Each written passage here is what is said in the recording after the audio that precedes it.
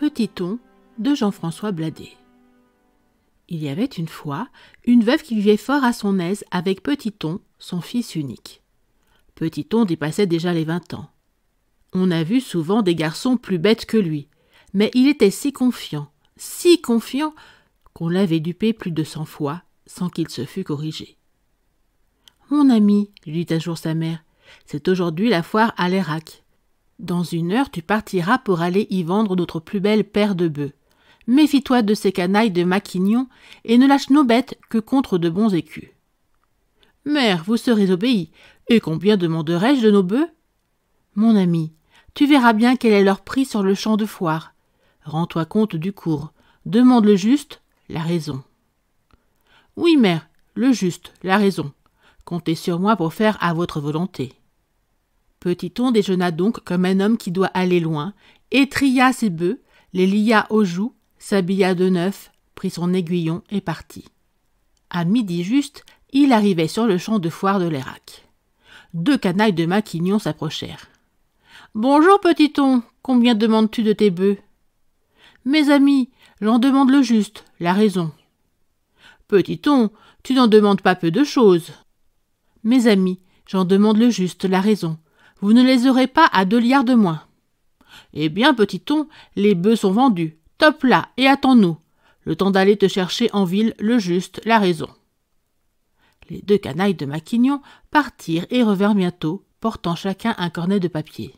« Tiens, Petit-on, voici le juste, prends garde de le perdre. »« Tiens, Petit-on, voilà la raison, prends garde de la perdre. »« Mes amis, soyez tranquilles, et maintenant les bœufs sont à vous. Je souhaite que vous les revendiez à grand bénéfice. » Les 2 canailles de maquignons partirent avec les bœufs, et Petit-on revint chez sa mère. « Bonsoir, mère, les bœufs sont vendus. »« Combien, mon ami ?»« Mère, j'ai fait comme vous m'aviez demandé. Je les ai vendus le juste, la raison. »« Montre un peu. » Petit-on présenta les 2 cornets de papier. L'un était rempli de puces, l'autre était rempli de poux. « Imbécile, tu ne t'es donc pas méfié de ces canailles de maquignons. Je t'avais pourtant bien recommandé de ne lâcher nos bêtes que contre de bons écus. »« Mère, vous m'aviez dit d'en demander le juste, la raison. J'ai cru les rapporter dans ces 2 cornets de papier. »« Soupe, imbécile, et va te coucher.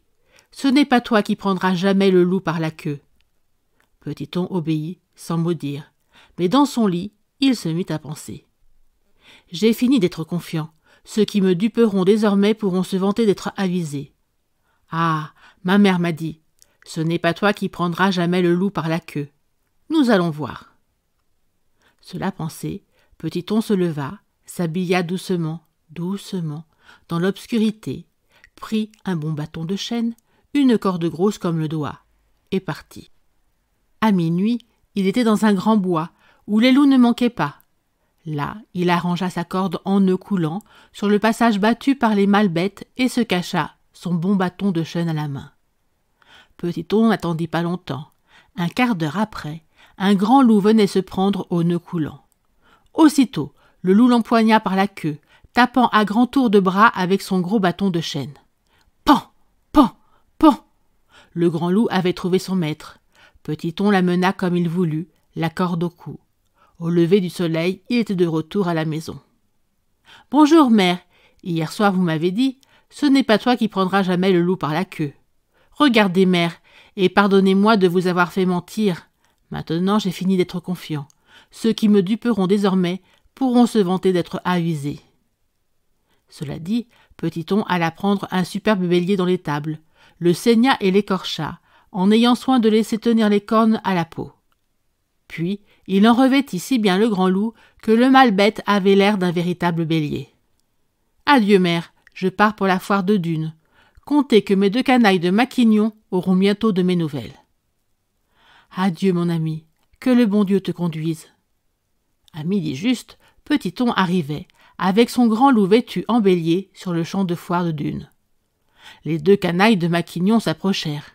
« Bonjour, Petit-on. »« Bonjour, mes amis. Eh bien, êtes-vous content de mes bœufs ?»« Fort content, Petit-on. Mais tu nous les as fait payer cher. Enfin, nous t'avons donné le juste, la raison. Tu n'as rien à nous reprocher. »« Mes amis, Vous avez fait en braves gens. Le bon Dieu veuille que tout le monde vous ressemble. Petit-on, combien demandes-tu de ce bélier? Mes amis, j'en demande cher, car il n'a pas son pareil au monde. Chaque nuit, il est en état de couvrir 100 de brebis. 3 mois après, chacune d'elles met bas 2 agneaux, pour recommencer 3 fois par an. Petit-on, voilà un mâle fort vaillant, et combien en demandes-tu? Mes amis, j'en demande autant que des bœufs. J'en demande le juste, la raison. Petit-on, tu n'en demandes pas peu de choses. Mes amis, j'en demande le juste, la raison. Vous ne l'aurez pas à 2 liards de moins. Eh bien, petit-on, le bélier est vendu. Top là et attends-nous. Le temps d'aller chercher en ville le juste, la raison. Les 2 canailles de Maquignon partirent et revinrent bientôt, portant chacun un cornet de papier. Tiens, petit-on, voici le juste, prends garde de le perdre. Tiens, petit-on, voici la raison, prends garde de la perdre.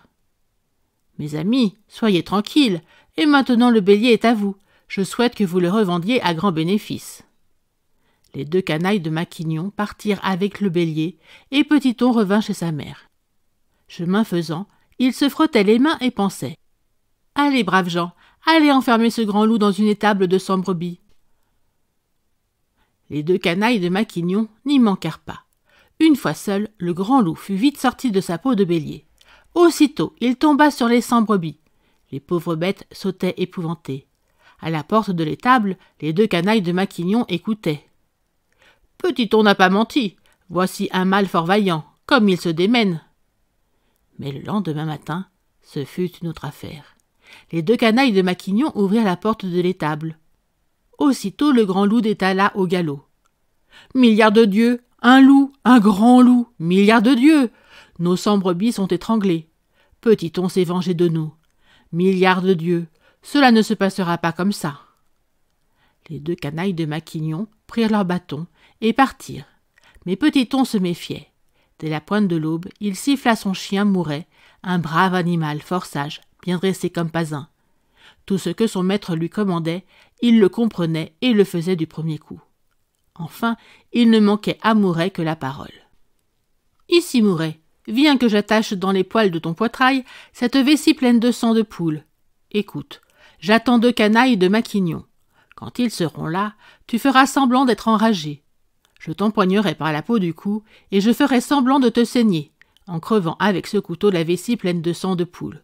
Aussitôt, tu feras le mort pour te relever dès que j'aurai dit « Couteau à manche noire, couteau à manche blanc, relève mon chien promptement. » Mouret fit signe qu'il avait compris. À midi juste, les 2 canailles de Maquignon étaient devant la maison de Petit-on.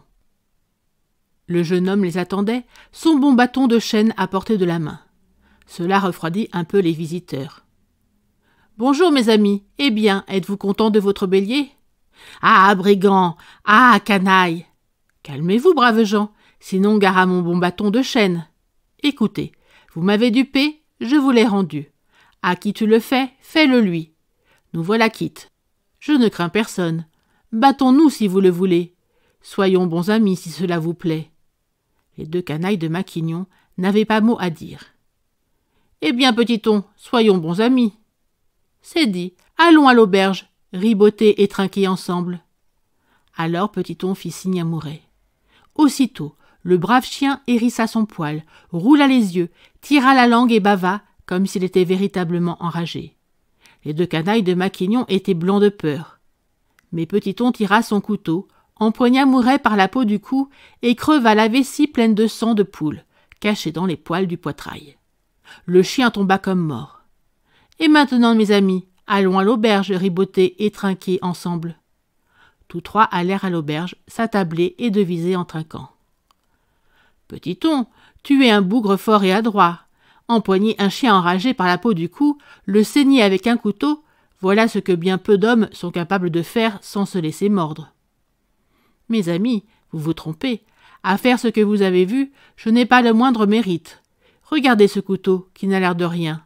Par sa vertu, je saigne sans danger au poitrail, toutes les méchantes bêtes. Avec leur sang s'échappe leur méchanceté.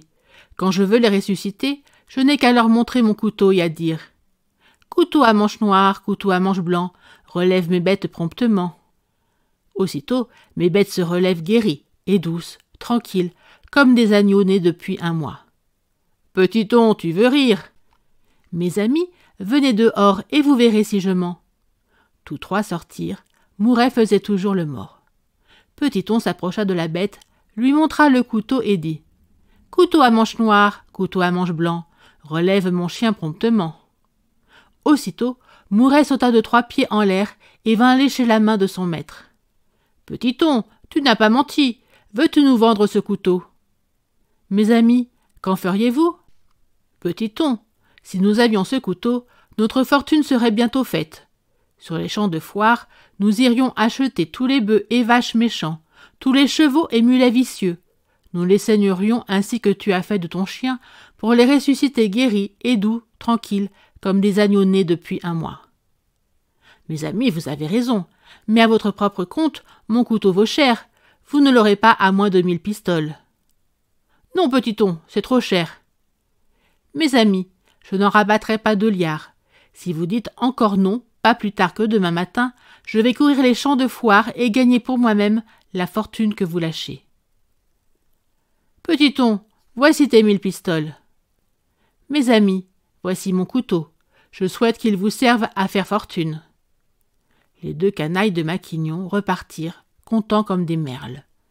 Le lendemain, jour de la Saint-Martin, ils dépensaient jusqu'à leur dernier sou à payer sur le champ de foire de Lectoure tous les bœufs et vaches méchants, tous les chevaux et mules vicieux dont personne ne voulait.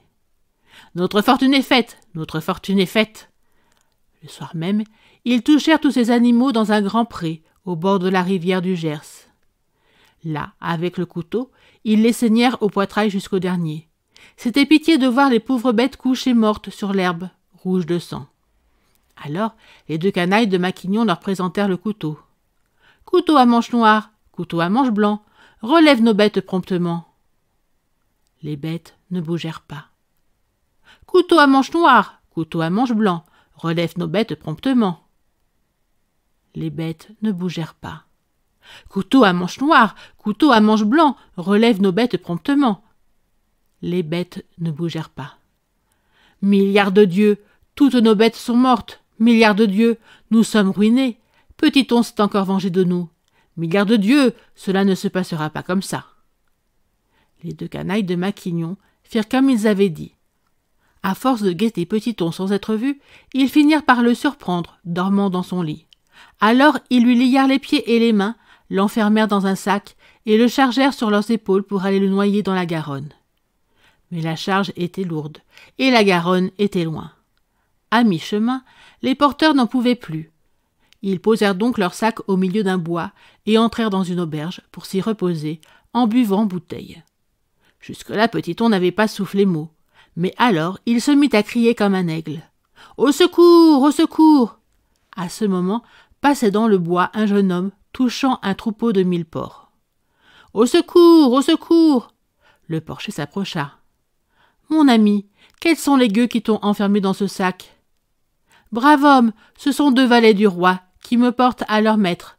Par force, le roi veut me faire épouser sa fille, une princesse belle comme le jour et riche comme le Pérou. Mais j'ai promis au bon Dieu de me faire prêtre, et jamais je n'épouserai la fille du roi. » Alors le porcher ouvrit le sac. « Merci, porcher. »« Mon ami, il n'y a pas de quoi, mais ce dont tu ne veux pas, moi je m'en accommoderai de bon cœur. Écoute, faisons un échange. Prends mon troupeau de 1000 porcs et enferme-moi dans ton sac. Ainsi j'épouserai la fille du roi, la princesse belle comme le jour et riche comme le Pérou. »« Porcher, avec plaisir, mais dépêchons-nous, les 2 valets du roi peuvent revenir d'un moment à l'autre. » 2 minutes plus tard, le porcher gisait à terre, enfermé dans le sac, et Petit-on partait avec son troupeau de 1000 porcs.